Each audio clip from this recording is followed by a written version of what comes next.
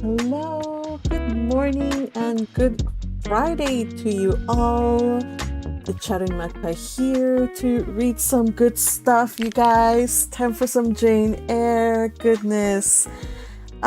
Well, it seems like forever since we last talked and hung out and talked about Jane Eyre, and it kind of does feel like it because I had to unfortunately skip Wednesday's read along due to some time things and work things and just it has been a crazy week, you guys. So crazy, you guys, that I even forgot that I had a watch party. We're gonna watch a movie.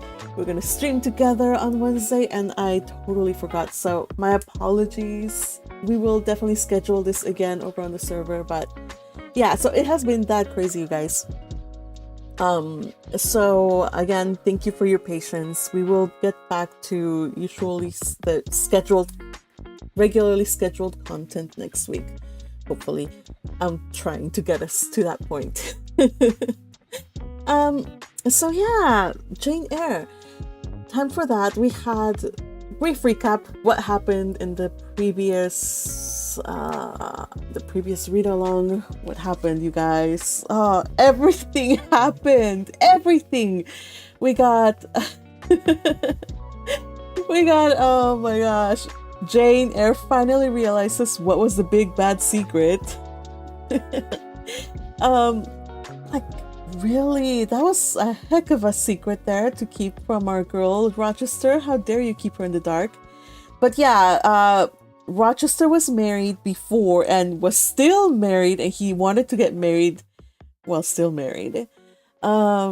His wife is actually the person that's being, the person behind all of these strange things that are going on in Thornfield Hall. Yes, Bertha is unfortunately insane, and she is very, very violent, apparently. We saw her firsthand. So, yeah. And we would not have learned about this, you guys. Rochester would have kept Jane in the dark, would not have said anything until what he said a year and a day had passed after they got married. He was going to confess everything. I'm like, yo, Rochester, no. But yeah, luckily though, remember you guys kept asking me, or at least some of you guys were saying, like, what about the uncle? When will she tell him about the uncle, or what? About the one that Mrs. Reed told her about. Yeah, so she wrote a letter to her uncle, and the uncle told Mason, who happens to be an acquaintance of him, and Mason's like, yo, no way, like, Rochester's my brother-in-law, he's still married. So then the uncle sent the brother-in-law back to England to rescue his niece before she entered into an unlawful union. Anyway, so that's what happened in the previous chapter. Jane is still kind of like shell-shocked from it. I mean, I would have been too. Oh my gosh, poor Jane. So, yeah, we're gonna pick up on where we left off. But before, I just want to say hello to the people on the chat today, especially Early Gang. Akihana, darling, here, have a whole bunch of hearts. You're the very first one. With all my love. There you go. Says, I look forward to watching the replay. Have fun, y'all. I wonder though, will Jane quit her governess job now that the wedding is off? Ooh, we will answer that right now. So don't you worry, everything will be answered. Akihana also says, what proposal, or maybe I won't answer it now. You'll see. I don't know if it's in this chapter or the next. What happens? We'll see. But you'll know for sure. What proposal could she possibly receive, Magpie? Will she be getting a proposal from either Mason, or that guy Mason came with her to take her to her uncle, or maybe bring her under their wings? You'll see. Again, it's in this read along. I hope you enjoy the disclosure of this new proposal.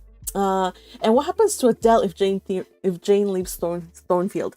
Now, Jane was always going to go to school, so she's off to school. Remember, Rochester was preparing already for in the moment he got married, Adele was going to go to school, so I think those plans are still intact if Jane leaves Thornfield. I can't think of anything else. Okay. So anyway, lots of answers are awaiting. So just hang tight. They will be answered. Don't worry. Red Tempest says, I'll have to catch the rewatch, do the work. Have fun, everyone. Okay, Red Tempest, be sure to uh listen in so that when I go live on Monday again, you have caught up. And yeah. Little Butterfly says, hello, listening along today. Hello, happy to see you here.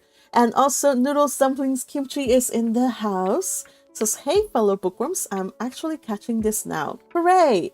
Welcome. And then Akihana says, tuning to Magpie as I crawl into Schlaftrum's embrace. Aw, have a beautiful slumber, have sweet dreams, and yeah, dream about beautiful things, lots of libraries and shoe mills, all kinds of beautiful things. And you do ask though, I do wonder what would have happened had Mason and Co been a minute too late to stop the wedding. Ooh, yeah. Like, do you mean like a minute, or like not, or like maybe a day? I don't know. If they, I think you guys, that still Jane is not in the least to blame. However, it would have been difficult to catch them because Rochester was intent. The moment we get married, we leave. We get the carriage. We're gonna get out of here. So it would have been hard to catch up to them. But I think that the long arm of the law would have found them either way, because they already had a hotel in London, a destination, and then from there they were going to go to Europe. So all the time, rich gentlemen of old, they left traces of where they were going. In that way, in case of like an emergency, they could be reached. So the long arm of the law would have caught them, I think. And the disgrace would have been way bigger, you guys. It would have been a massive, massive scandal. So good thing that they caught Jane at exactly the moment that you know. Any objections? I have, it had to be dramatic. It had to be dramatic, you guys. All right. So let's do this. If speaking of drama, I think this is one of my favorite chapters that we're gonna read today. I hope to do it justice. It is. Ooh, it's a good one. It's a good one, you guys. All right. So without further ado, let me just close up some of the stuff. To be honest, you guys, I was almost a little late because I was writing fanfic. Yes, I had a little bit of time to myself this morning while I was drinking my tea and just getting ready for this. I was like, yeah, after I didn't even journal today, you guys. I just was like, I want to write a little bit. So anyway, putting that away, bringing up Jane Eyre, and let us do this.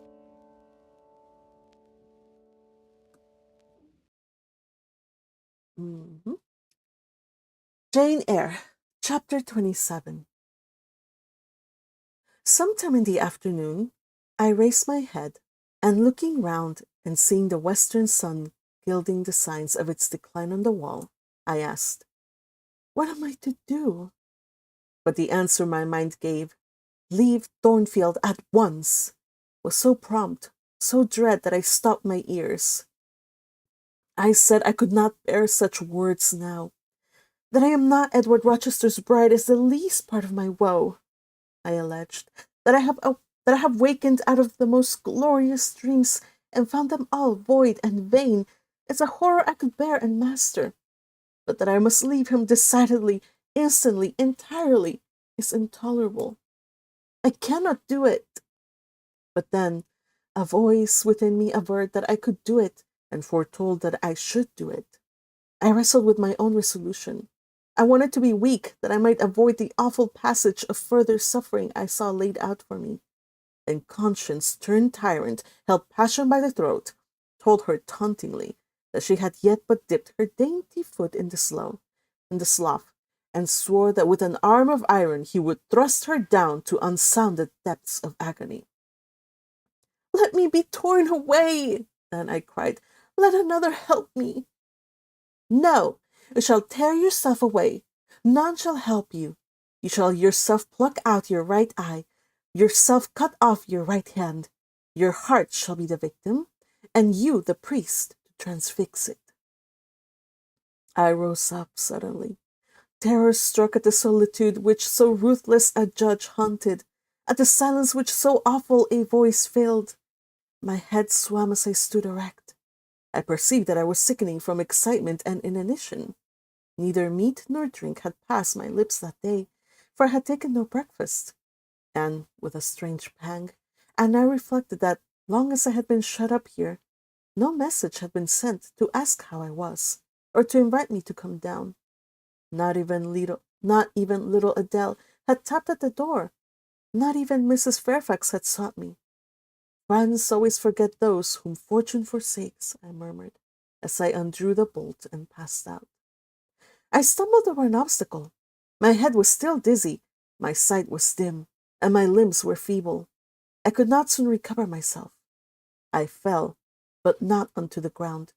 An outstretched arm caught me. I looked up. I was supported by Mr. Rochester, who sat in a chair across my chamber threshold. "You come out at last," he said. "Well, I have been waiting for you so long and listening, yet not one movement I have heard, not one sob. 5 minutes more of that death-like hush, and I would have forced the lock like a burglar. So you shun me. You shut yourself up and grieve alone. I would rather you had come and upbraided me with vehemence. You're passionate. I expected a scene of some kind. I was prepared for the hot rain of tears, only I wanted them to be shed on my breast. Now a senseless floor has received them, or your drenched handkerchief. But I err. You have not wept at all. I see a white cheek and a faded eye, but no trace of tears. I suppose, then, your heart has been weeping blood. Well, Jane, not a word of reproach, nothing bitter, nothing poignant, nothing to cut a feeling or sting a passion? You sit quietly where I have placed you, and regard me with a weary, passive look. Jane, I never meant to wound you thus. If the man who had but one little ewe lamb that was dear to him as a daughter, that ate of his bread and drank of his cup, and lay in his bosom, had by some mistake been slaughtered at the shambles, he would not have rued his bloody blunder more than I now rue mine. Will you ever forgive me? Reader, I forgave him at the moment and on the spot. There was such deep remorse in his eye, such true pity in his tone, such a manly energy in his manner. And besides, there was such unchanged love in his whole look and mien. I forgave him all, yet not in words, not outwardly, only at my heart's core. You know I am a scoundrel, Jane, ere long he inquired wistfully, wondering, I suppose, at my continued silence and tameness, the result rather of weakness than of will. Yes, sir. Then tell me so, roundly and sharply. Don't spare me. I cannot. I am tired and sick. I want some water. He heaved a sort of shuddering sigh, and taking me in his arms, carried me downstairs. At first I did not know to what room he had borne me. All was cloudy to my glazed sight. Presently I felt the reviving warmth of a fire. For summer as it was, I had become icy cold in my chamber. He put wine to my lips. I tasted it and revived. Then I ate something he offered me, and was soon myself. I was in the library, sitting in his chair. He was quite near. If I could go out of life now, without too sharp a pang, it would be well for me, I thought. Then I should not have to make the effort of cracking my heartstrings and rendering them from among Mr. Rochester's. I must leave him, it appears. I do not want to leave him. I cannot leave him. How are you now, Jane?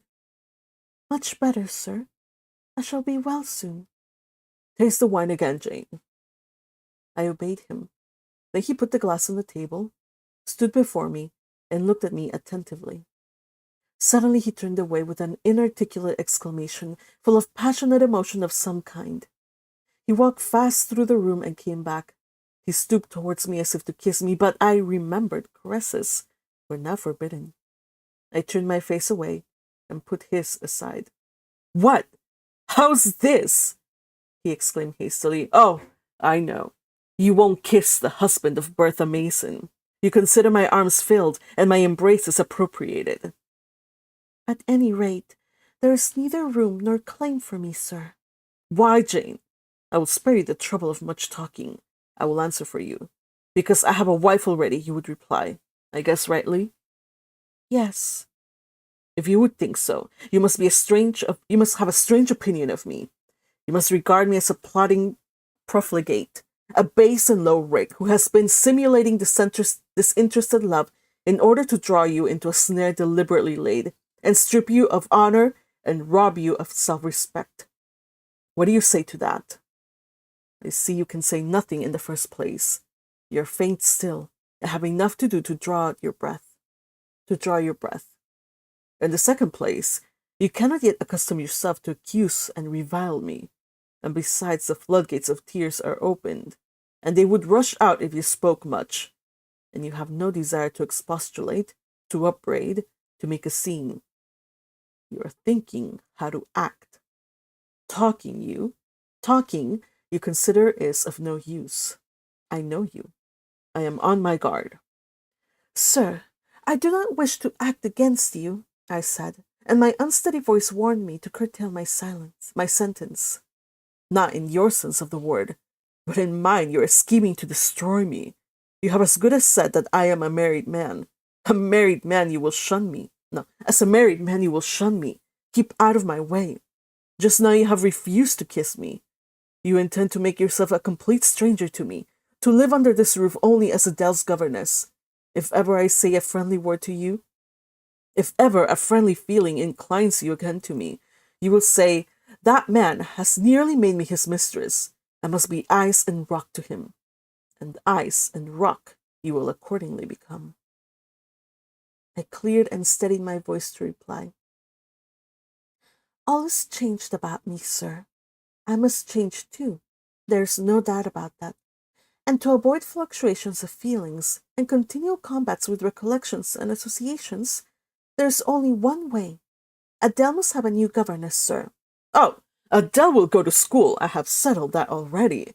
Nor do I mean to torment you with the hideous associations and recollections of Thornfield Hall, this accursed place, this tent of Aiken, this insolent vault offering the ghastliness of living death to the light of the open sky, this narrow stone hell, with its one real fiend, worse than a legion such as we imagined. Jane, you shall not stay here, nor will I. I was wrong ever to bring you to Thornfield Hall, knowing as I did how it was haunted. I charged them to conceal from you, before I ever saw you, all knowledge of the curse of this place, merely because I feared Adele never would have a governess to stay if she knew with what inmate she was housed, and my plans would not permit me to move the maniac elsewhere. Though I possess an old house, Ferndean Manor, even more retired and hidden than this, where I could have lodged her safely enough, had not a scruple about the unhealthiness of the situation. In the heart of a wood, made my conscience recoil from the arrangement. Possibly those damp walls would soon have eased me of her charge. But to each villain his own vice, and mine is not a tendency to indirect assassination, even of what I most hate. I'm sorry. Concealing the madwoman's neighborhood from you, however, was something like covering a child with a cloak and laying it down near an upas tree. That demon's vicinage is poisoned, and always was. But I'll shut up Thornfield Hall. I'll nail up the front door and board the lower windows. I'll give Mrs. Poole 200 a year to live here with my wife, as you term that fearful hag. Grace will do much for money, and she shall have her son, the keeper at Grimsby Retreat, to bear her company and be at hand, to give her aid in the paroxysms, when my wife is prompted by her familiar to burn people in their beds at night, to stab them, to bite their flesh from their bones, and so on. Sir, you are inexorable for that unfortunate lady. You speak of her with hate, with vindictive antipathy. It is cruel. She cannot help being mad. Jane, my little darling, so I will call you, for so you are. You don't know what you're talking about. You misjudge me again. It is not because she is mad that I hate her. If you were mad, do you think I should hate you? I do indeed, sir. Then you are mistaken, and you know nothing about me, and nothing about the sort of love of which I am capable. Every atom of your flesh is as dear to me as my own. In pain and sickness, it would still be dear. Your mind is my treasure, and if it were broken, it would be my treasure still.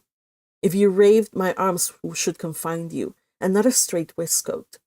Your grasp, even in fury, would have a charm for me. If you flew at me as wildly as that woman did this morning, I should receive you in an embrace, at least as fond as it would be restrictive. I should not shrink from you with disgust as I did from her. In your quiet moments, you should have no watcher and no nurse but me, and I could hang over you with untiring tenderness, though you gave me no smile in return, and never weary of gazing into your eyes, though they had no longer a ray of recognition for me. But why do I follow that train of ideas? I was talking of removing you from Thornfield. All, you know, is prepared for prompt departure. Tomorrow you shall go. I only ask you to endure one more night under this roof, Jane, and then farewell to its miseries and terrors forever. I have a place to repair to, which will be a secure sanctuary from hateful reminiscences, from unwelcome intrusion, even from falsehood and slander. And take Adele with you, sir, I interrupted. She will be a companion for you. What do you mean, Jane? I told you I would send Adele to school. And what do I want with a child for a companion, and not my own child, a French dancer's bastard? Why do you importune me about her? I say, why do you assign Adele to me for a companion? You spoke of our retirement, sir, and retirement and solitude are dull, too dull for you. Solitude, solitude! I see I must come to an explanation. I don't know what sphinx-like expression is forming in your countenance. You're to share my solitude. Do you understand? I shook my head. It required a degree of courage, excited as he was becoming, even to risk that mute sign of dissent. He had been walking fast about the room, and he stopped, as if suddenly rooted to the spot. He looked at me long and hard. I turned my eyes from him, fixed them on the fire, and tried to assume and maintain a quiet, collected aspect. Now, for the hitch in James's character, he said at last, speaking more calmly than from his look I had expected him to speak. The reel of silk has run smoothly enough so far, but I always knew there would come a knot and a puzzle. Here it is. Now, for vexation and exasperation and endless trouble, by God, I long to exert a fraction of Samson's strength and break the entanglement like tow. He recommenced his walk, but soon again stopped, and this time just before me. Jane, will you hear reason? He stooped and approached his lips to my ear. Because if you won't, I'll try violence. His voice was hoarse. His look was that of a man who is just about to burst an insufferable bond and plunge headlong into wild license. I saw that in another moment, and with one impetuous frenzy more, I should be able to do nothing with him. The present, the passing second of time, was all I had in which to control and restrain him. A movement of repulsion, flight, or fear would have sealed my doom and his. But I was not afraid, not in the least. I felt an inward power, a sense of influence which supported me. The crisis was perilous, but not without its charm, such as the Indian perhaps feels when he slips over the rapid in his canoe. I took hold of his clenched hand, loosened the contorted fingers, and said to him soothingly, "Sit down. I'll talk to you as long as you like, and hear all you have to say, whether reasonable or unreasonable." He sat down, but he did not get leave to speak directly. I had been struggling with tears for some time. I had taken great pains to repress them, because I knew he would not like to see me weep. Now, however, I considered it well to let them flow as freely and as long as they liked. If the flood annoyed him, so much the better. So I gave way and cried heartily.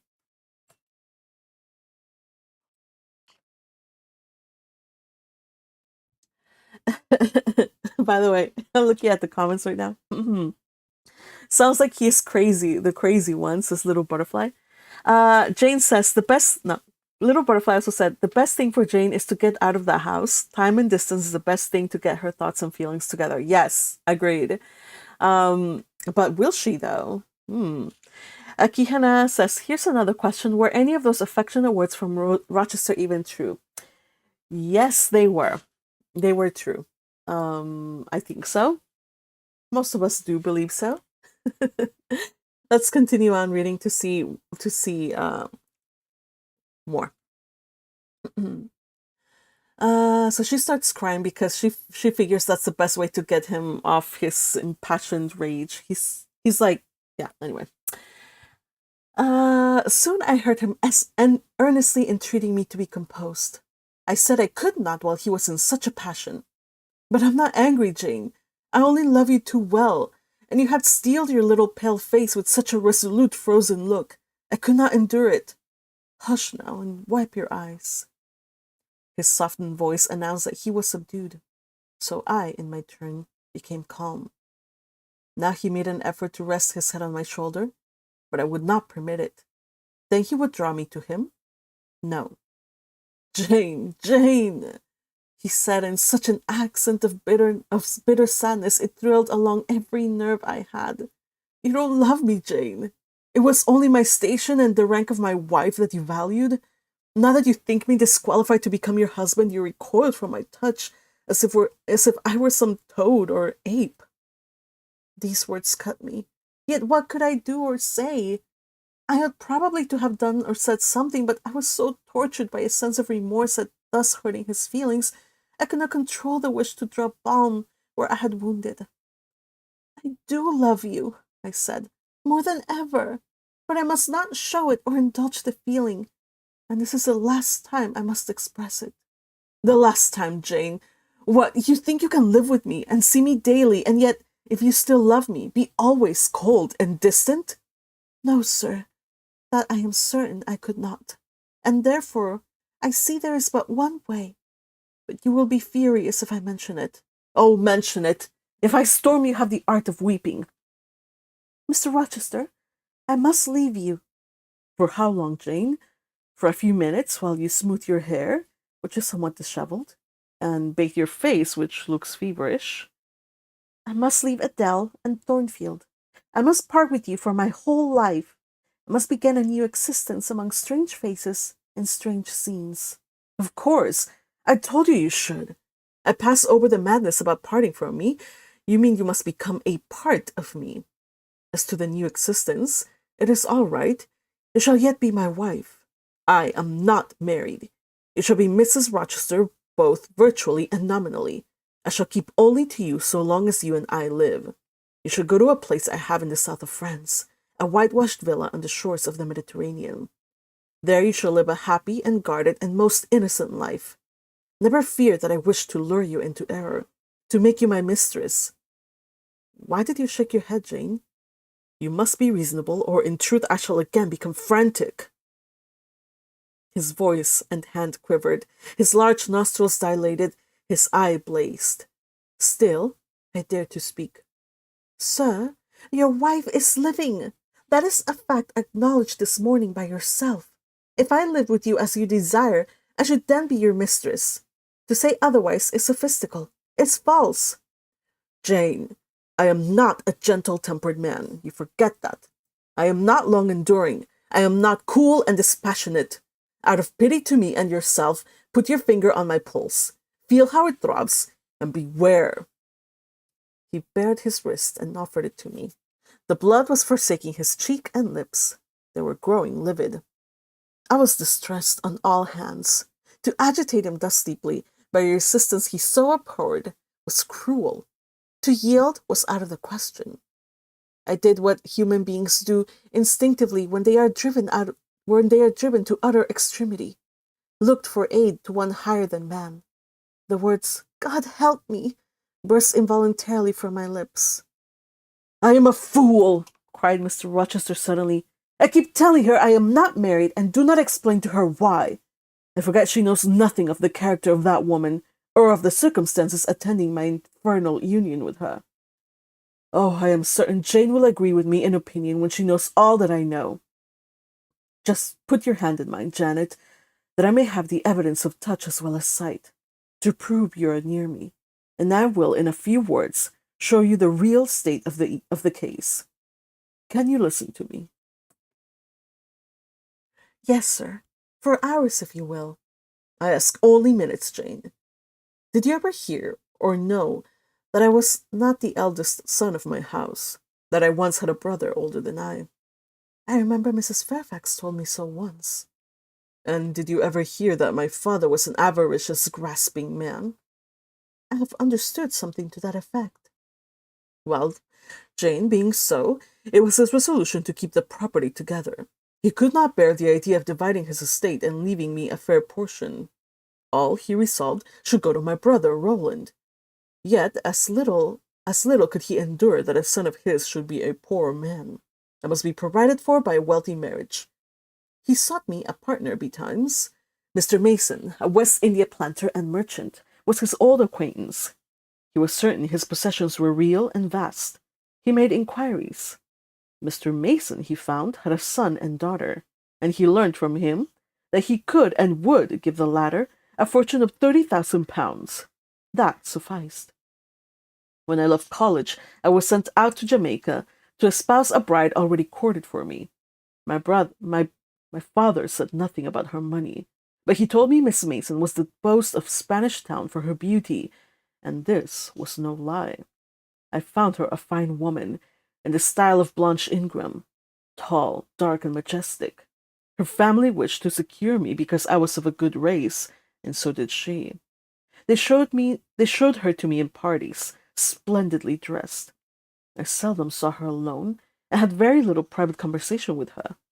She flattered me and lavishly displayed for my pleasure her charms and accomplishments. All the men in her circle seemed to admire her and envy me. I was dazzled, stimulated. My senses were excited, and being ignorant, raw, and inexperienced, I thought I loved her. There's no folly so besotted than the idiotic rivalries of society. The prurience, the rashness, the blindness of youth will not hurry a man to its commission. Her relatives encouraged me, competitors picked me, she allured me, and a marriage was achieved almost before I knew where I was. Oh, I have no respect for myself when I think of that act. An agony of inward contempt masters me. I never loved. I never esteemed. I did not even know her. I was not sure of the existence of one virtue in her nature. I had marked neither modesty nor benevolence, nor candor nor refinement in her mind or manners. And I married her. Gross, groveling, mole-eyed blockhead that I was! With less sin I might have... But let me remember to whom I am speaking. My bride's mother I had never seen. I understood she was dead. The honeymoon over, I learned my mistake. She was only mad, and shut up in a lunatic asylum. There was a younger brother, too, a complete dumb idiot. The elder one, whom you have seen, and whom I cannot hate whilst I abhorred all his kindred, because he has some grains of affection in his feeble mind, shown in the continued interest he takes in his wretched sister, and also in a dog-like attachment he once bore for me, will probably be in the same state one day. My father and my brother Roland knew all this, but they thought only of the £30,000 and joined in the plot against me. These were vile discoveries, but except for the treachery of concealment, I should have made them no subject of reproach to my wife, even when I found her nature wholly alien to mine, her tastes obnoxious to me, her cast of mind common, low, narrow, and singularly incapable of being led to anything higher, expanded to anything larger. When I found that I could not pass a single evening, nor even a single hour of the day with her in comfort, that kindly conversation could not be sustained between us, because whatever topic I started immediately received from her a turn at once coarse and trite, perverse and imbecile. When I perceived that I should never have a quiet or settled household, because no servant would bear the continued outbreaks of her violent and unreasonable temper, or the vexations of her absurd, contradictory, exacting orders, even then I restrained myself. I eschewed upbraiding, I curtailed remonstrance, I tried to devour my repentance and disgust in secret. I repressed the deep antipathy I felt. Jane, I will not trouble you with abominable details. Some strong words shall express what I have to say. I lived with that woman upstairs 4 years, and before that time she had tried me indeed. Her character ripened and developed with frightful rapidity. Her vices sprang up fast and rank. They were so strong only cruelty could check them, and I would not use cruelty. What a pygmy intellect she had, and what giant propensities! How fearful were the curses those propensities entailed on me! Bertha Mason, the true daughter of an infamous mother, dragged me through all the hideous and degrading agonies which must attend a man bound to a wife at once intemperate and unchaste. My brother, in the interval, was dead, and at the end of the 4 years my father died too. I was rich enough now, yet poor to hideous indigence. A nature the most gross, impure, depraved I ever saw was associated with mine, and called by the law and by society as part of me, and I could not rid of it by any legal proceedings, for the doctors now discovered that my wife was mad. Her excesses had prematurely developed the germs of insanity. Jane, you don't like my narrative. You almost look sick. Shall I defer the rest to another day? No, sir. Finish it now.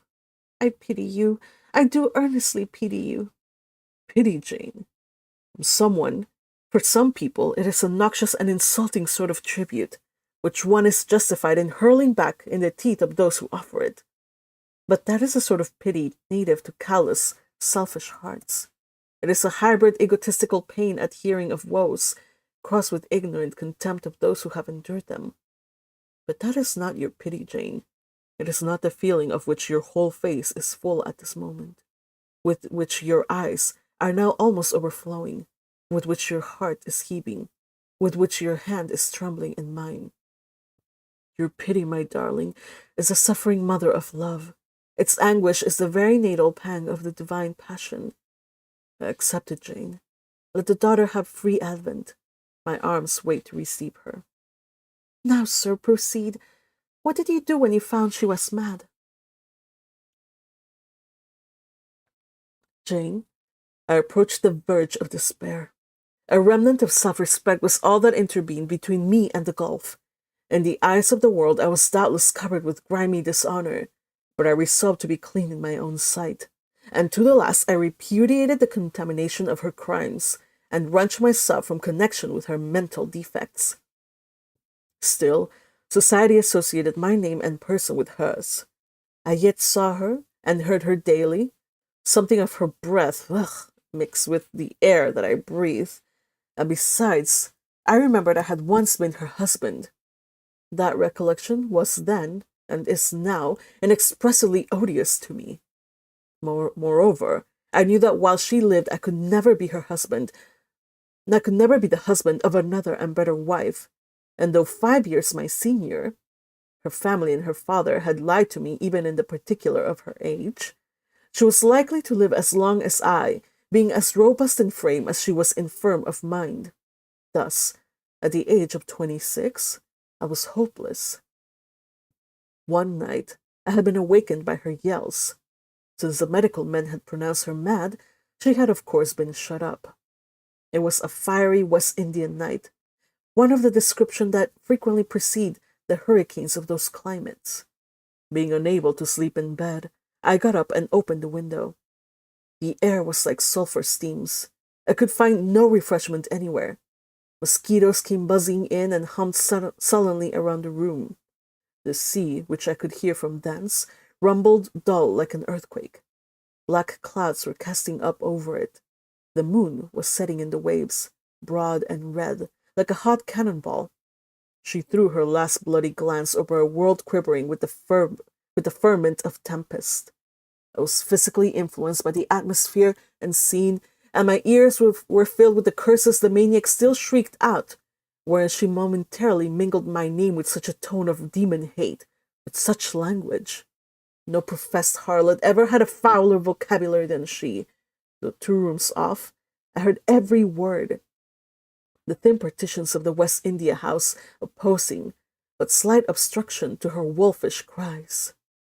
"This life," I said at last, "is hell. This is the air.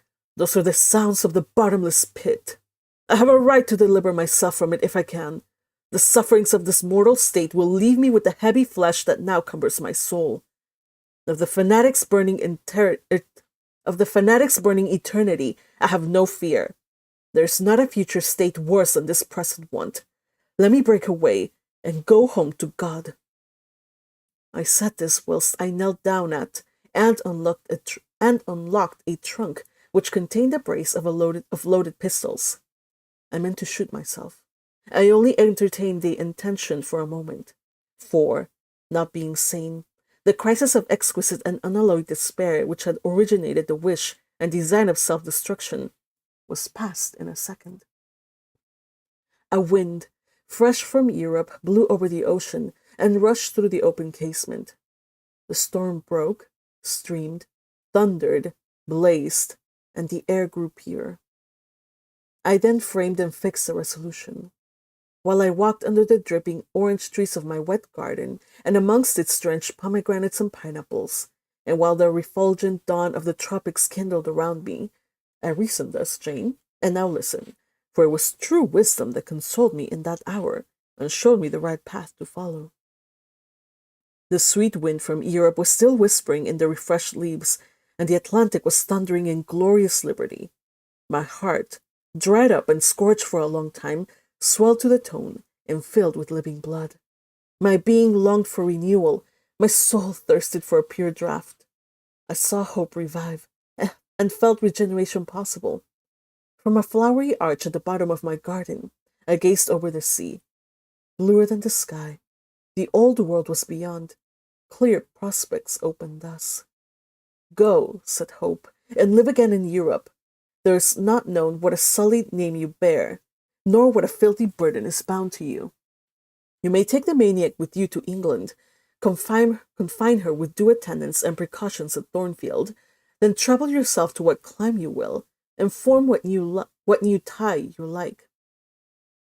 That woman who has so abused your long-suffering, so sullied your name, so outraged your honor, and so blighted your youth, is not your wife, nor are you her husband. See that she is cared for as her condition demands, and you have done all that God and humanity require of you. Let her identity, her connection with yourself, be buried in oblivion. You are bound to impart them to no living being. Place her in safety and comfort. Shelter her degradation with secrecy, and leave her." I acted precisely on this suggestion. My father and brother had not made my marriage known to their acquaintance, because in the very first letter I wrote to appraise them of the union, having already begun to experience extreme disgust of its consequences, and, from the family character and constitution, seeing a hideous future opening to me, I added an urgent charge to keep it secret. And very soon the infamous conduct of the wife my father had selected for me was such as to make him blush to own her as his daughter-in-law. Far from desiring to publish the connection, he became as anxious to conceal it as myself. To England then I conveyed her, a fearful voyage I had with such a monster in the vessel. Glad was I when I at last got her to Thornfield, and saw her safely lodged in that third-story room, of whose secret inner cabinet she has now for 10 years made a wild beast's den, a goblin's cell. I had some trouble in finding an attendant for her, as it was necessary to select one on whose fidelity dependence could be placed. For her ravings would inevitably betray my secret. Besides, she had lucid intervals of days, sometimes weeks, which she filled up with abuse of me. At last I hired Grace Poole from the Grimsby retreat. She and the surgeon, Carter, who dressed Mason's wounds that night she was stabbed and worried, are the only two I have ever admitted to my confidence. Mrs. Fairfax may indeed have suspected something, but she could have gained no precise knowledge as to the facts. Grace has, on the whole, proved a good keeper, though owing partly to a fault of her own, of which it appears nothing can cure her, and which is incident to her harassing profession, her vigilance has been more than once lulled and baffled. The lunatic is both cunning and malignant. She has never failed to take advantage of her guardian's temporary lapses. Once to secrete the knife with which she stabbed her brother, and twice to possess herself of the key of her cell, and issue there from its from and issue there from and issued therefrom in the night time. On the first of these occasions, she perpetrated the attempt to burn me in my bed. On the second, she paid a ghastly visit to you. I thank Providence who watched over you, that she then spent her fury on your wedding apparel, which perhaps brought back vague reminiscences of her own bridal days. But on what might have happened, I cannot endure to reflect. When I think of the thing which flew at my throat this morning, hanging its black and scarlet visage over the nest of my dove, my blood curdles. And what, sir, I asked while he paused, did you do when you had settled her here? Where did you go? What did I do, Jane? I transformed myself into a will-o'-the-wisp. Where did I do? No. Where did I go? I pursued wanderings as wild as those of the March spirit. I sought the continent and went devious through all its lands. My fixed desire was to seek and find a good and intelligent woman whom I could love. A contrast to the fury I left at Thornfield. But you could not marry, sir. I had determined and was convinced that I could and ought. It was not my original intention to deceive, as I have deceived you. I meant to tell my tale plainly and make my proposals openly. And it appeared to me so absolutely rational that I should be considered free to love and be loved. I never doubted some woman might be found willing and able to understand my case and accept me, in spite of the curse with which I was burdened. Well, sir? Well, when you're inquisitive, Jane, you always make me smile. You open your eyes like an eager bird, and make every now and then a restless movement, as if answers in speech did not flow fast enough for you, and you wanted to read the tablet of one's heart. But before I go on, tell me, what do you mean by your well, sir? It is a small phrase, very frequent with you, and which many a time has drawn me on through interminable talk. I don't very well know why. I mean, what next? How did you proceed? What came of such an event? Precisely. And what do you wish to know now? Whether you found anyone you liked, whether you asked her to marry you, and what she said. I can tell you whether I found anyone I liked, and whether I asked her to marry me, but what she said is yet to be recorded in the book of fate. For 10 long years I roved about, living first in one capital, then another, sometimes in St. Petersburg, oftener in Paris, occasionally in Rome, Naples, and Florence. Provided with plenty of money and the passport of an old name, I could choose my own society. No circles were closed against me. I sought my ideal of a woman amongst English ladies, French countesses, Italian signoras, and German Grafinnen. I could not find her. Sometimes for a fleeting moment I thought I caught a glance, heard a tone, beheld a form, which announced the realization of my dream. But I was presently undeserved. You're not to suppose that I desired perfection either of mind or a person. I longed only for what suited me, for the antipodes of the Creole, and I longed vainly. Amongst them all I found not one whom, had I been ever so free, I warned as I was I. No. Amongst them all I found not one whom, had I been ever so free, I, warned as I was of the risks, the horrors, the loathings of incongruous unions, would have asked to marry me. Disappointment made me reckless. I tried dissipation, never debauchery. That I hated and hate. That was my Indian Mussolini's attribute. Rooted disgust at it and her restrained me much, even in pleasure. Any enjoyment that bordered on riot seemed to approach me to her and her vices, and I eschewed it. Yet I could not live long. Yet I could not live alone. So I tried the companionship of mistresses. The first I chose was Celine Varens, another of those steps which make a man spurn himself when he recalls them. You already know what she was, and how my liaison with her terminated. She had two successors, an Italian, Jacinta, and a German, Clara, both considered singularly handsome. What was their beauty to me in a few weeks? Jacinta was unprincipled and violent. I had tired of her in 3 months. Clara was honest and quiet, but heavy, mindless, and unimpressible, not one whit to my taste. I was glad to give her a sufficient sum to set her up in a good line of business, and so get decently rid of her. But Jane, I see by your face you're not forming a very favorable opinion of me just now. You think me an unfeeling, loose-principled rake, don't you? I don't like you so well as I have done sometimes, indeed, sir. Did it not seem to you in the least wrong to live in that way, first with one mistress and then another? You talk of it as a matter of course. You talk of it as a mere matter of course. It was with me, and I did not like it. It was a grovelling fashion of existence. I should never like to return to it. Hiring a mistress is the next worst thing to buying a slave. Both are often by nature and always by position inferior, and to live familiarly with inferiors is degrading. I now hate the recollection of the time I passed with Celine, Jacinta, and Clara. I felt the truth of these words, and I drew from them the certain inference that if I were so far to forget myself and all the teaching that had ever been instilled into me, as, under any pretext, with any justification, through any temptation, to become the successor of these poor girls, he would one day regard me with the same feeling which now in his mind desecrated their memory. I did not give utterance to this conviction. It was enough to feel it.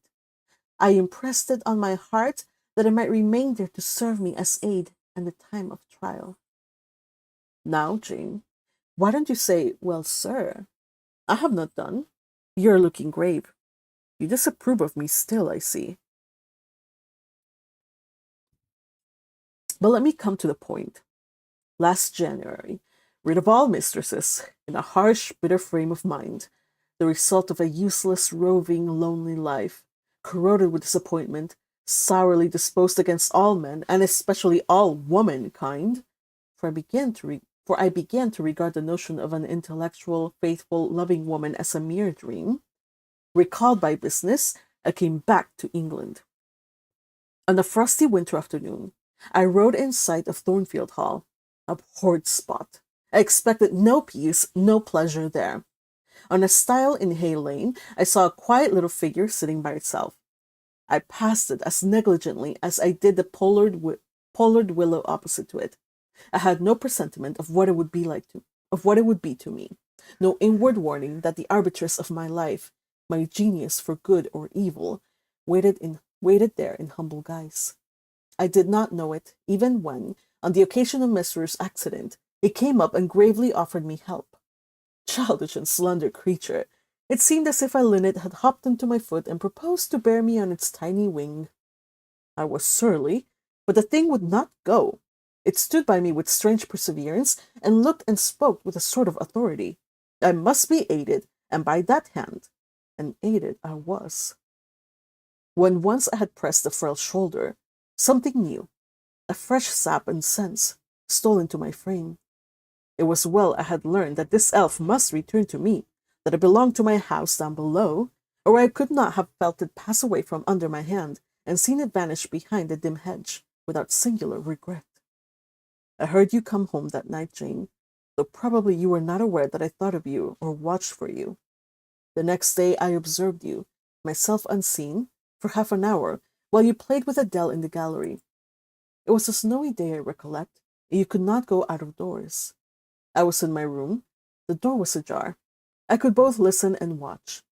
Adele claimed your outward attention for a while, yet I fancied your thoughts were elsewhere. But you were very patient with her, my little Jane. You talked to her and amused her a long time. When at last she left you, you lapsed at once into deep reverie. You betook yourself slowly to pace the gallery. Now and then, in passing a casement, you glanced out at the thick falling snow. You listened to the sobbing wind, and again you paced gently on and dreamed. I think those day visions were not dark. There was a pleasurable illumination in your eye occasionally, a soft excitement in your aspect which told of no bitter, bilious, hypochondriac brooding. Your look revealed rather the sweet musings of youth, when its spirit follows on willing wings the flight of hope, and on to an ideal heaven. The voice of Mrs. Fairfax speaking to a servant in the hall wakened you, and how curiously you smiled too, and at yourself, Janet. There was much sense in your smile. It was very shrewd, and seemed to make light of your own abstraction. It seemed to say, my fine visions are all very well, but I must not forget they are absolutely unreal.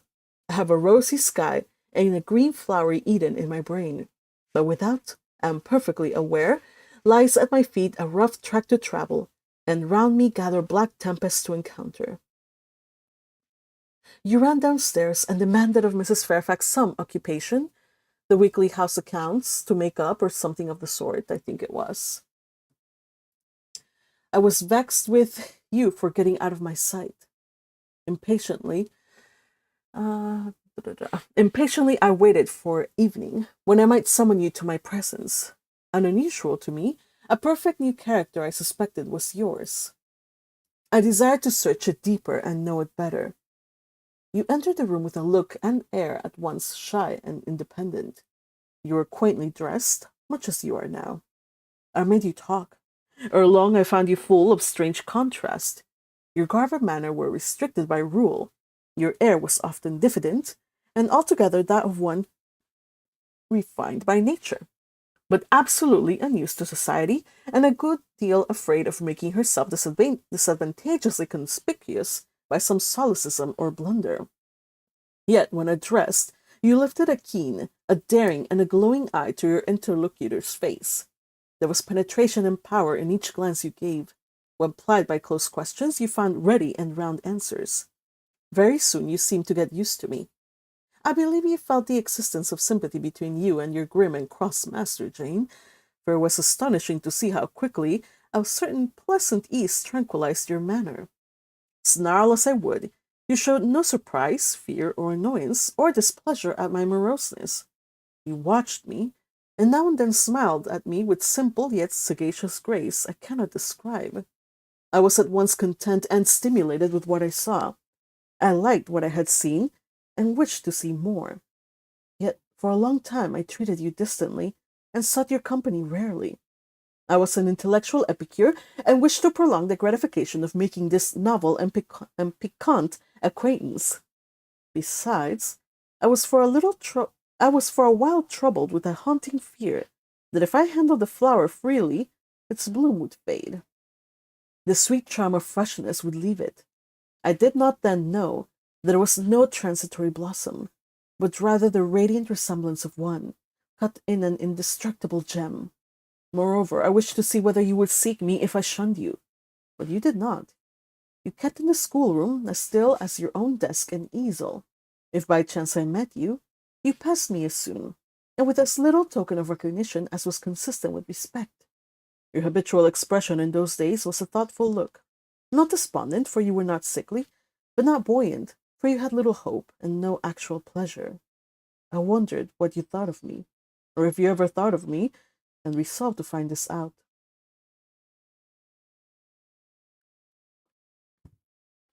I resumed my notice of you.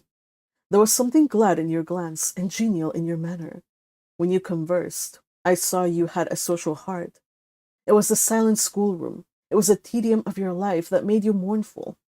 I permitted myself the delight of being kind to you. Kindness stirred emotion soon. Your face became soft in expression, your tones gentle. I like my name pronounced by your lips in a grateful, happy accent. I used to enjoy a chance meeting with you, Jane, at this time. There was a curious hesitation in your manner. You glanced at me with a slight trouble, a hovering doubt. You did not know what my caprice might be, whether I was going to play the master and be stern, or the friend and be benignant. I was now too fond of you often to stimulate the first whim, no, to simulate the first whim, and when I stretched out my hand out cordially, such bloom and light and bliss rose to your young, wistful features, I had much ado often to avoid straining you right there and then to my heart. Don't talk to me of those days, sir, I interrupted, furtively dashing away some tears from my eyes. His language was torture to me, for I knew what I must do, and do soon. And all these reminiscences and all these revelations of his feelings only made my work more difficult. No, Jane, he returned. What is the necessity to dwell on the past when the present is so much surer, the future so much brighter? I shuddered to hear the infatuated assertion. You see now how the case stands, do you not? He continued. After a youth and manhood passed half in unutterable misery and half in dreary solitude, I have for the first time found what I can truly love. I have found you. You are my sympathy, my better self, my good angel. I am bound to you with a strong attachment. I think you good, gifted, lovely. A fervent, a solemn passion is conceived in my heart. It leans to you, draws you to my center and spring of life, wraps my existence about you, and kindling in pure, powerful flame, fuses you and me in one. It was because I felt and knew this that I resolved to marry you. To tell me that I had already a wife is empty mockery. You know now that I had but a hideous demon. I was wrong to attempt to deceive you, but I feared a stubbornness that exists in your character. I feared early instilled prejudice. I wanted to have you safe before hazarding confidences. This was cowardly. I should have appealed to your nobleness and magnanimity at first, as I do now. Opened to you plainly my life of agony, described to you my hunger and thirst after a higher and worthier existence, shown to you, not my resolution, that word is weak, but my resistless bent to love faithfully and well, where I am faithfully and well loved in return. Then I should have asked you to accept my pledge of fidelity and give me yours. Jane, give it me now. A pause. Why are you silent, Jane? I was experiencing an ordeal. A hand of fiery iron grasped my vitals. Terrible moment, full of struggle, blackness, burning. Not a human being that ever lived could wish to be loved better than I was loved, and him who does love me I absolutely worshipped. And I must renounce love and idol. One drear word comprised my intolerable duty. Depart! Jane, you understand what I want of you. Just this promise. I will be yours, Mr. Rochester. Mr. Rochester, I will not be yours. Another long silence. Jane, recommenced he, with a gentleness that broke me down with grief and returned me stone cold with ominous terror, for his still voice was the pant of a lion rising. Jane, do you mean to go one way in the world, and to let me go another? I do. Jane, bending towards and embracing me, do you mean it now? I do. And now, softly kissing my forehead and cheek, I do. Extricating myself from restraint rapidly and completely. Oh, Jane, this is bitter. This is wicked. It would not be wicked to love me. It would to obey you. A wild look raised his brows, crossed his features. He rose, but he forbore yet. I laid my hand on the back of the chair for support. I shook. I feared, but I resolved. One instant, Jane. Give one glance to my horrible life when you're gone. All happiness will be torn away with you. What then is left? For a wife I have but the maniac upstairs. As well might you refer me to some corpse in yonder churchyard. What shall I do, Jane? Where turn for a companion and for some hope? Do as I do. Trust in God and yourself. Believe in heaven. Hope to meet again there. Then you will not yield? No. Then you condemn me to live wretched and to die accursed? His voice rose. I advise you to live sinless, and I wish you to die tranquil. Then you snatch love and innocence from me. You fling me back on lust for a passion, vice for occupation. Mr. Rochester, I no more assign this fate to you than I grasp at it for myself. We were born to strive and endure, you as well as I. Do so. You will forget me before I forget you. You make me a liar by such language. You sully my honor. I declared I could not change. You tell me to my face I shall change soon. And what a distortion in your judgment, what a perversity in your ideas is proved by your conduct. Is it better to drive a fellow creature to despair than to transgress a mere human law, no man being injured by the breach? For you have neither relatives nor acquaintances whom you need to fear to offend by living with me. This was true, and while he spoke, my very conscience and reason turned traitors against me, and charged me with crime in resisting him. They spoke almost as loud as feeling, and that clamored wildly. Oh, comply, it said. Think of his misery, think of his danger. Look at his state when left alone. Remember his headlong nature. Consider the recklessness following on despair. Soothe him, save him, love him. Tell him you love him and will be his. Who in the world cares for you? Or who will be injured by what you do? Still indomitable was the reply. I care for myself.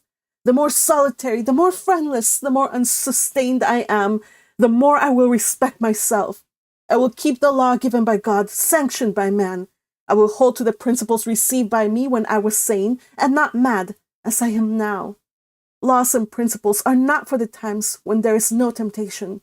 They are for such moments as this, when body and soul rise in mutiny against their rigor. Stringent are they, inviolate they shall be. If at my individual convenience I might break them, what would be their worth? They have a worth, so I have always believed, and if I cannot believe it now, it is because I am insane, quite insane, with my veins running fire and my heart beating faster than I can count its throbs. Preconceived opinions, foregone determinations are all I have at this hour to stand by. There I plant my foot. I did. Mr. Rochester, reading my countenance, saw I had done so. His fury was wrought to the highest. He must yield to it for a moment, whatever followed. He crossed the floor and seized my arm and grasped my waist. He seemed to devour me with his flaming glance. Physically, I felt at the moment powerless as stubble exposed to the draught and glow of a furnace. Mentally, I still possessed my soul, and with it the certainty of ultimate safety. The soul, fortunately, has an interpreter, often an unconscious but still a faithful interpreter, in the eye. My eye rose to his, and while I looked in his fierce face, I gave an involuntary sigh. His grip was painful, and my overtaxed strength was almost exhausted. Never, said he as he ground his teeth, never was anything at once so frail and so indomitable. A mere reed she feels in my hand. And he shook me with the force of his hold. I could bend her with my finger and thumb, and what good would it do if I bent, if I uptore, if I crushed her? Consider that eye, consider the resolute, wild, free thing looking out of it, defying me with more than courage, with a stern triumph. Whatever I do to its cage, I cannot get at it, the savage, beautiful creature. If I tear, if I rend this light prison, my outrage will only let the captive loose. Conqueror I might be of the house, but the inmate would escape to heaven before I could call myself possessor of its clay dwelling place. And it is you, spirit, with will and energy and virtue and purity that I want. Not alone your brittle frame. Of yourself you could come with soft flight and nestle against my heart if you would. Seized against your will, you will elude the grasp like an essence. You will vanish ere I inhale your fragrance. Oh, Jane, come. Come, Jane. As he said this, he released me from his clutch and only looked at me. The look was far worse to resist than the frantic strain. Only an idiot, however, would have succumbed now. I had dared and baffled his fury. I must elude his sorrow. I retired to the door. You're going, Jane. I am going, sir. You're leaving me. Yes. You will not come. You will not be my comforter, my rescuer, my deep love, my wild woe, my frantic prayer. Are all nothing to you? What unutterable pathos was in his voice. How hard it was to reiterate firmly. I am going. Jane! Mr. Rochester! Withdraw then. I consent. But remember, you leave me here in anguish. Go up to your own room. Think over all I have said. And Jane, cast a glance on my sufferings. Think of me. He turned away. He threw himself on his face on the sofa. "Oh, Jane, my hope, my love, my life," broke in anguish from his lips. Then came a deep, strong sob. I had already gained the door, but reader, I walked back as determinedly as I had retreated. I knelt down by him. I turned his face from the cushion to me. I kissed his cheek. I smoothed his hair with my hand. "God bless you, my dear master," I said. "God keep you from harm and wrong, direct you, solace you, reward you well for your past kindness to me." "Little Jane's love would have been my best reward," he answered. "Without it, my heart is broken. But Jane will give me her love. Yes, nobly, generously." Up the blood rushed to his face. Forth flashed the fire from his eyes. Erect he sprang. He held his arms out, but I evaded the embrace, and at once quitted the room. "Farewell," was the cry of my heart as I left him. Despair added, "Farewell forever." That night I never thought to sleep, for a slumber fell on me as soon as I lay down in bed. I was transported in thought to the scenes of childhood. I dreamt I lay in the red room at Gateshead, that the night was dark, and my mind impressed with strange fears. The light that long ago had struck me into syncope, recalled in this vision, seemed glidingly to mount the wall, and tremblingly to pause in the center of the obscured ceiling. I lifted my head up to look. The roof resolved to clouds.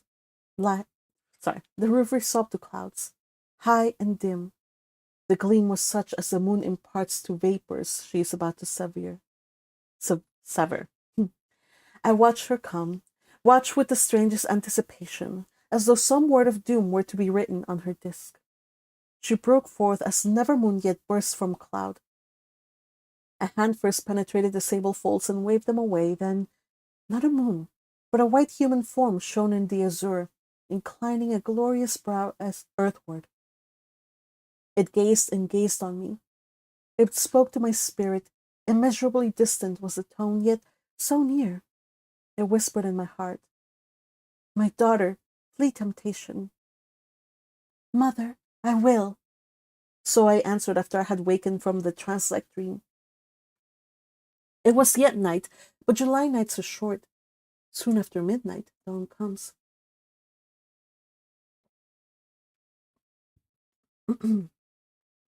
It cannot be too early to commence the task I have to fulfill, thought I. I rose. I was dressed, for I had taken up nothing but my shoes. I knew where to find in my drawer some linen, a locket, a ring. In seeking these articles, I encountered the beads of a pearl necklace Mr. Rochester had forced me to accept a few days ago. I left that. It was not mine. It was the visionary bride's who had melted in air. The other articles I made up in a parcel. My purse, containing 20 shillings. It was all I had. I put in my pocket. I tied on my straw bonnet, pinned my shawl, took the parcel and my slippers, which I would not put on yet, and stole from my room. Farewell, kind Mrs. Fairfax," I whispered as I glided past her door. "Farewell, my darling Adele," I said as I glanced towards the nursery. Not thought could be admitted of entering to embrace her. I had to deceive a fine ear, for aught I knew, it might now be listening. I would have got past Mr. Rochester's chamber without a pause, but my heart momentarily stopping its beat at that threshold, my foot was forced to stop also. No sleep was there. The inmate was walking restlessly from wall to wall, and again he sighed while I listened. There was a heaven. There was a heaven, a temporary heaven in this room for me if I chose. But I had but to go in and say, "Mr. Rochester, I will love you and live with you through life till death," and a fount of rapture would spring to my lips. I thought of this. That kind master, who could not sleep now, was waiting with impatience for day. He would send for me in the morning. I should be gone. He would have me sought for, vainly. He would feel himself forsaken, his love rejected. He would suffer, perhaps grow desperate. I thought of this too. My hand moved towards the lock. I caught it back and glided on. Drearily, I wound my way Drearily, I wound my way downstairs. I knew what I had to do, and I did it mechanically. I sought the key of the door. I sought the key of the side door in the kitchen. I sought, too, a phial of oil and a feather. I oiled the key and the lock. I got some water. I got some bread. For perhaps I should have to walk far, and my strength, sorely shaken of late, must not break down. All this I did without one sound. I opened the door, passed out, shut it softly. Dim dawn glimmered in the yard. The great gates were closed and locked, but a wicket in one of them was only latched. Through that I departed. It, too, I shut, and now I was out of Thornfield. A mile off beyond the fields lay a road which stretched in the contrary direction of Millcote, a road I had never travelled but often noticed, and wondered where it led. Thither I bent my steps. No reflection was to be allowed now. Not one glance was to be cast back, not even one forward. Not one thought was to be given either to the past or the future. The first was a page so heavenly sweet, so deadly sad, that to read one line of it would dissolve my courage and break down my energy. The last was an awful blank, something like the world when the deluge was gone by. I skirted fields and hedges and lanes till after sunrise. I believe it was a lovely summer morning. I know my shoes, which I had put on when I left the house, were soon wet with dew. But I looked neither to the rising sun, nor smiling sky, nor awakening nature. He who is taken out to pass through a fair scene to the scaffold thinks not of the flowers that smile on his road, but of the block and axe edge, of the disseverment of bone and vein, of the grave gaping at the end. And I thought of drear flight and homeless wandering, and, oh, with agony, I thought of what I left. I could not help it. I thought of him now, in his room, watching the sunrise, hoping I should soon come to say I would stay with him and be his. I longed to be his. I panted to return. It was not too late. I could yet spare him the bitter pang of bereavement. As yet my flight, I was sure, was undiscovered. I could go back and be his comforter, his pride, his redeemer from misery, perhaps from ruin. Oh, that fear of his self-abandonment, far worse than my abandonment. How it goaded me. It was a barbed arrowhead in my breast. It tore me when I tried to extract it. It sickened me when remembrance thrust it further in. Birds began singing in brake and copse. Birds were faithful to their mates. Birds were emblems of love. What was I? In the midst of my pain of heart and frantic effort of principle, I abhorred myself. I had no songs from self-approbation, none even from self-respect. I had injured, wounded, left my master. I was hateful in my own eyes. Still, I could not turn, nor retrace one step. God must have led me on.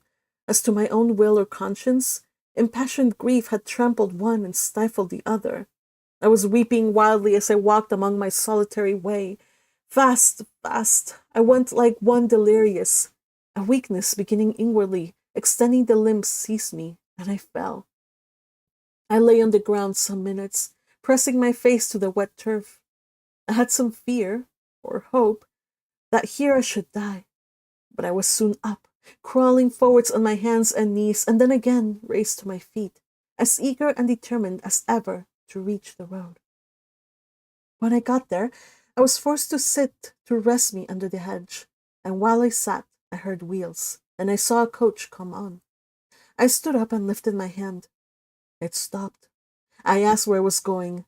The driver named a place a long way off, and where I was sure Mr. Rochester had no connections. I asked for what sum he would take me there. He said 30 shillings. I answered I had but 20. Well, he would try to make it do. He further gave me leave to get on the inside, as the vehicle was empty. I entered, was shut in, and it rolled on its way.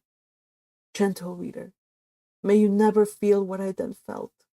May your eyes never shed such a stormy, scalding, heart-wrung tears as poured from mine.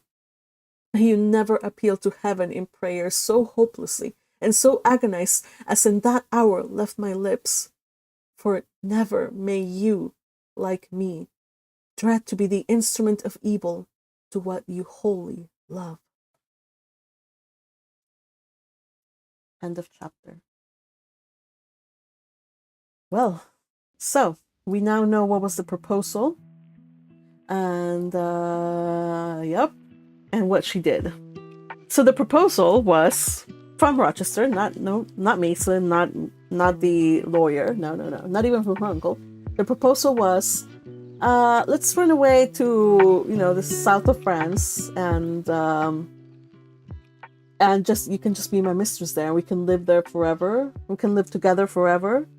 Yeah, that was Rochester's proposal, which of course was absolutely wrong. Bad proposal. And dude, Rochester, oh man, dude. Okay, so yeah, so he was turning violent. We do not like that. We do not condone that. Not even passive, like I know we say like a lot of things about society have changed now and whatever, but even this, like, yo, no, Rochester, no. Yeah, violence is not, and he didn't hit her or anything like that. It was just threatening to become violent and to do something against her will. So yeah, that's why Little Butterfly says sounds like he is a crazy one. Yes, he does sound like he's crazy. And also shaming her for his problems. Not just shaming her. Well, there might be some of that, but I think that more than shaming her is guilting her. Yeah, guilting her into accepting something that's absolutely not good for her. Kind of threatening to, like that boyfriend that says like, if you leave me, I will kill myself. It gives that kind of energy. Probably not kill himself, but definitely he said that he would just like abandon himself to like just a life of dissoluteness, kind of like what he did before, but maybe even worse, just to try to forget like a love, what he had before. Again, this was not right for him to do, because he was placing all of his hopes for a bright new future onto another person, Jane, which is absolutely unfair and unhealthy in a relationship. When he said like, yeah, like how am I supposed to live? She's like, like it's not like you're the only one that's gonna be suffering. Like, yo, okay, dude, Rochester, you can at least like travel to other worlds to kind of forget a little bit of the grief of a lost love. But what does Jane have? She has absolutely nothing. She had like 20 shillings to her name. That's about £1, you guys. £1. Yeah, a pound and maybe some odd shillings or so. Compared to his £50,000. He has £50,000, you guys. So his family usually, I think his family inherited like the family fortune was like £20,000. And then when he married, he got another £30,000 from Bertha's family. So, like, dude, like, yeah, okay, my dude, come on, like, your problem, I don't know, just like a spoiled child. Yeah. Anyway, welcome, Crusher. I'm glad you made it. You got me right in the middle of the scene, so I saw you, said hello, and I saw you, but I was not able to say hello because I was in the middle of, that breakup scene. But happy to see you. Happy that you made it. And what did you miss? You probably already know what you missed since I think you already read this book. But yeah, it's the scene where Jane puts her foot down, and she is, tempted on all sides. It was really tempting for her to submit and, to obey him. Especially when he said like, yeah, it's like a mere human law. Like nobody is being hurt in the process. Like if I marry you, like who is gonna be hurt? Like Bertha is insane and she's locked up. Nothing's gonna change for her. Like the only people that are gonna be hurt is like nobody. Like you have no family, no connections, like there's nobody who would care. And I'm like, yo, Rochester, first off, now we get the callback to that line that he said that she was like, there's no, like when he proposed to her And he said, like, let no man meddle with me, for I aim to keep her. She's like, there's nobody to meddle. I have no family. And then he said, yes, that is the best thing about it. So again, that was a red flag, and here we see why. It was because he was like, well, she will have no family who will like tell her, like, we'll get in the middle of our relationship. If she ends up being my mistress, nobody's gonna like say like, oh, she's a disgraceful harlot, because, you know, nobody cares about her. But that was mighty presumptuous of him, because as we saw later on, when he said this, she was like, yeah, he's right, there's nobody. And part of her was like, yeah, he's right. But yet a bigger, stronger part of her was like, rose up against this statement. She was like, well, you know what? And this is like my favorite line in the entire book. Well, there's lots of lines that I like in this book, but this is definitely like the winner for me. Despite how some people don't like this, how the story ends or whatnot, it's like just the whole exchange here where she's let me see.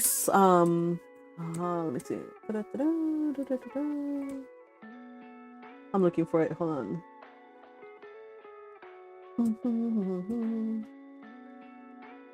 Here we go. I found it. Where he's like, yeah, nobody's going to, who in the world cares for you? Like, part of her says, who in the world cares for you? Who will be injured by what you do? This is what basically Rochester is saying, like, nobody's going to be injured by like us becoming lovers and not getting married in the eyes of the law. And again, she's being kind of like emotionally blackmailed.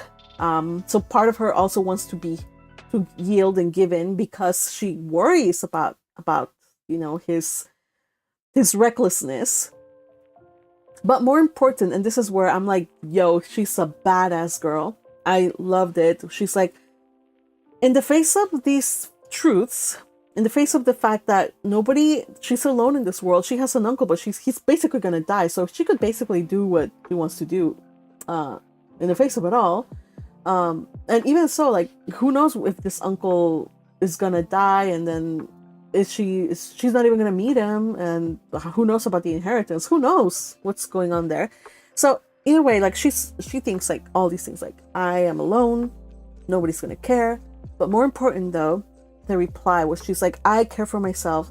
The more solitary, the more friendless, the more unsustained I am, the more I will respect myself, and I will keep the law given by God, sanctioned by man. See, because it's so easy to, there's some laws, you know, like moral laws, legal laws, like there's some things, some values that are meant for our safety, that are meant so that we don't fall into like living some kind of like hell on earth. And that's what these things are for, like keeping the law given by God, sanctioned by man. I will hold to these principles that I received when I was saying, that is when she wasn't being swayed about by passion, right? So she just kept her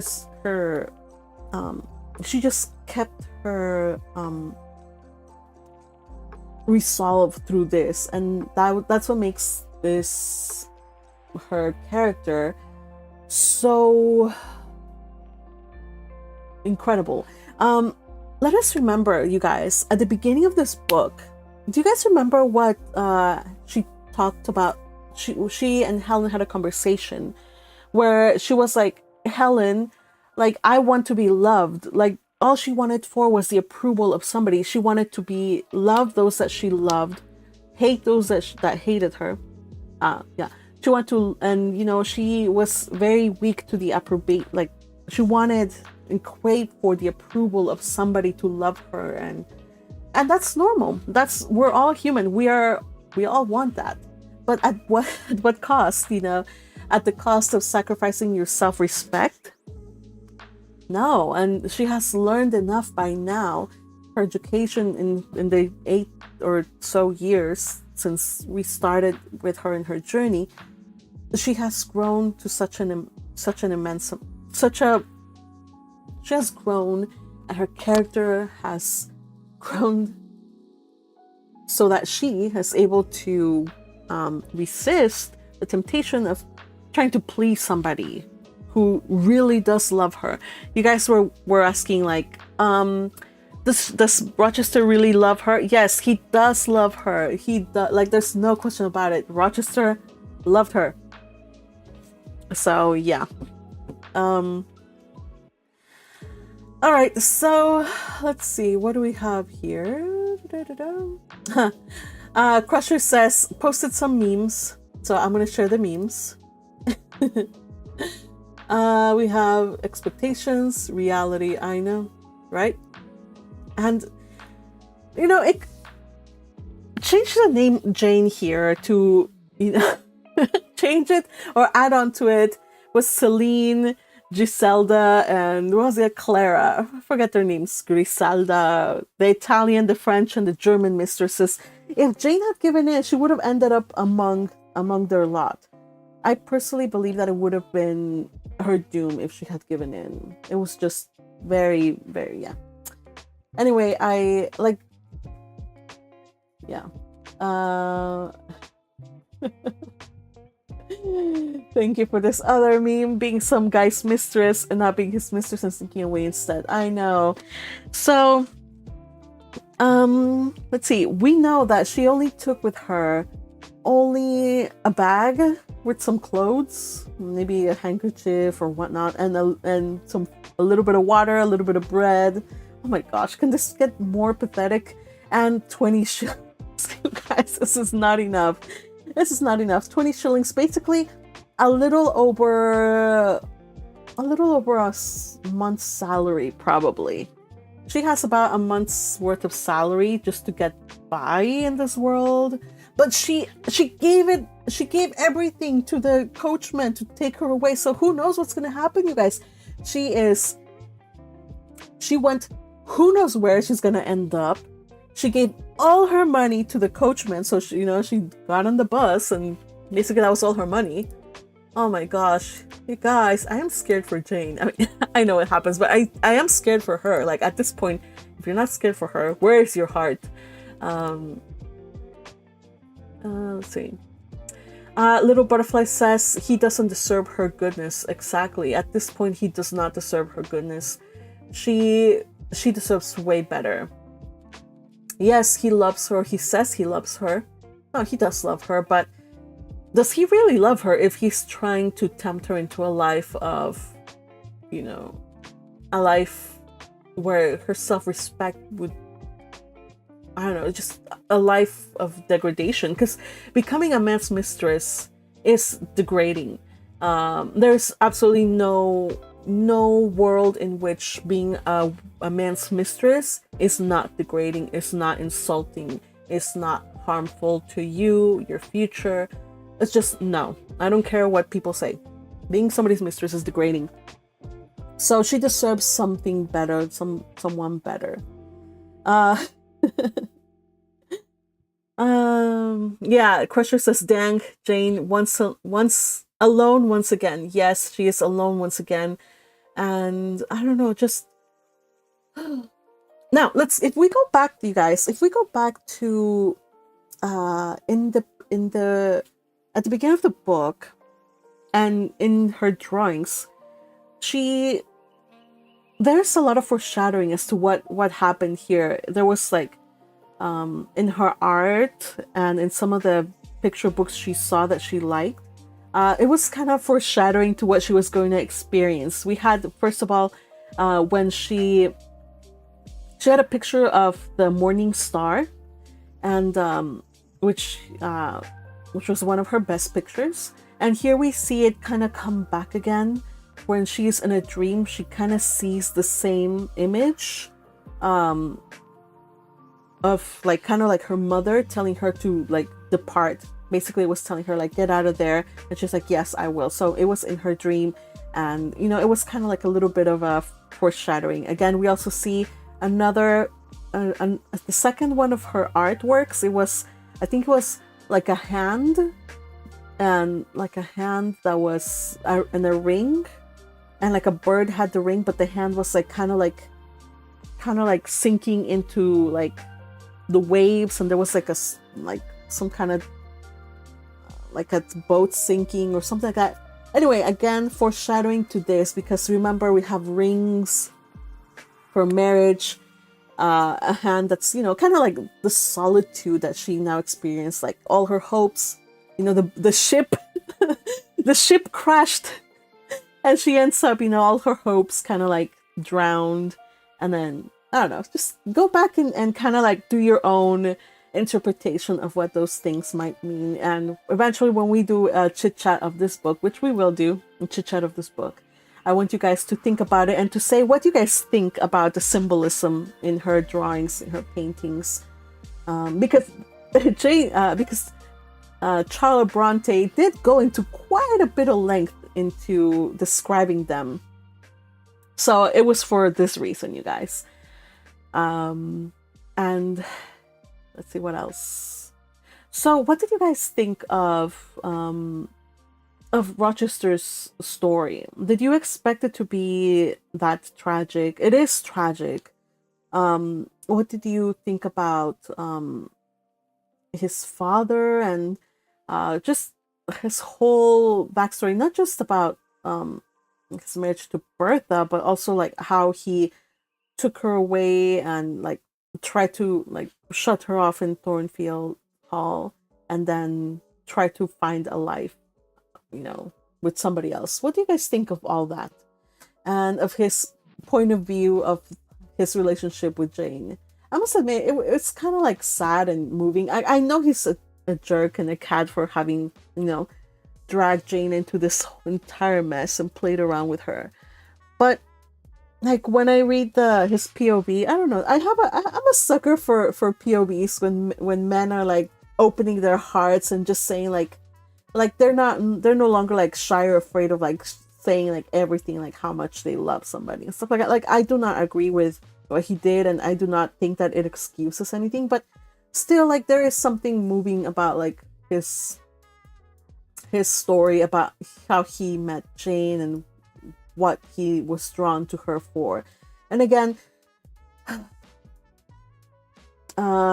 we also see him say like when she leaves, let me pull that up. Let's see. Hold on a second.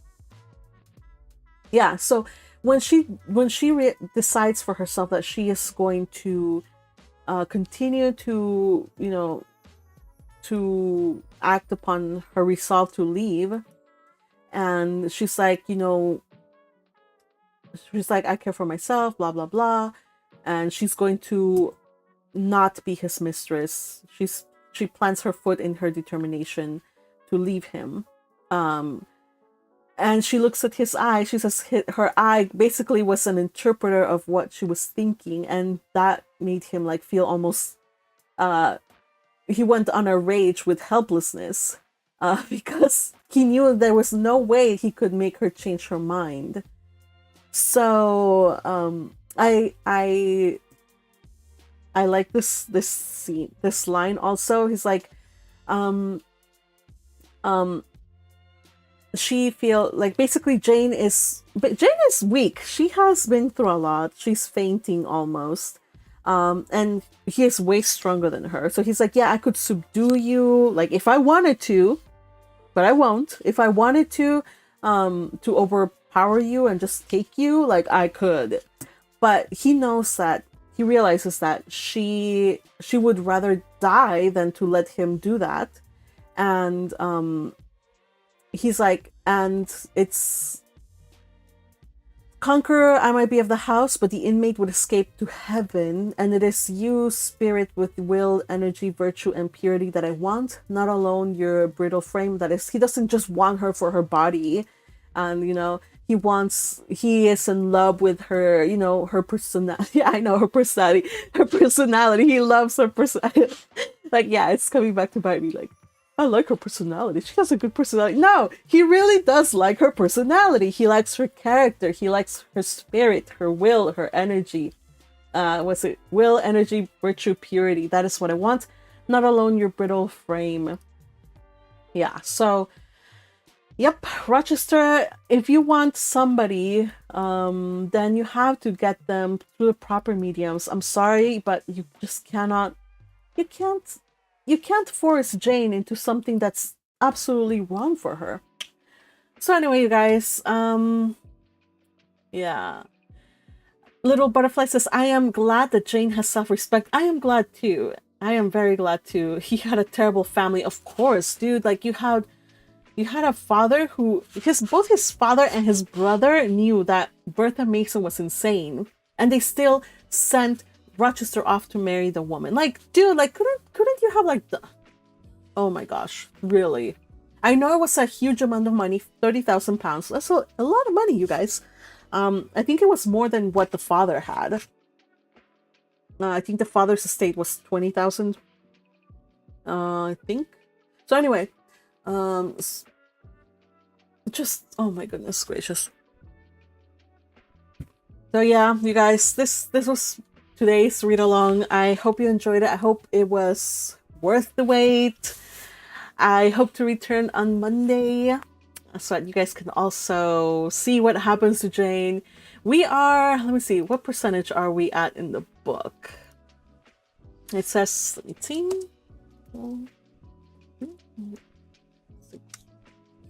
We are at 69% of the book, I think.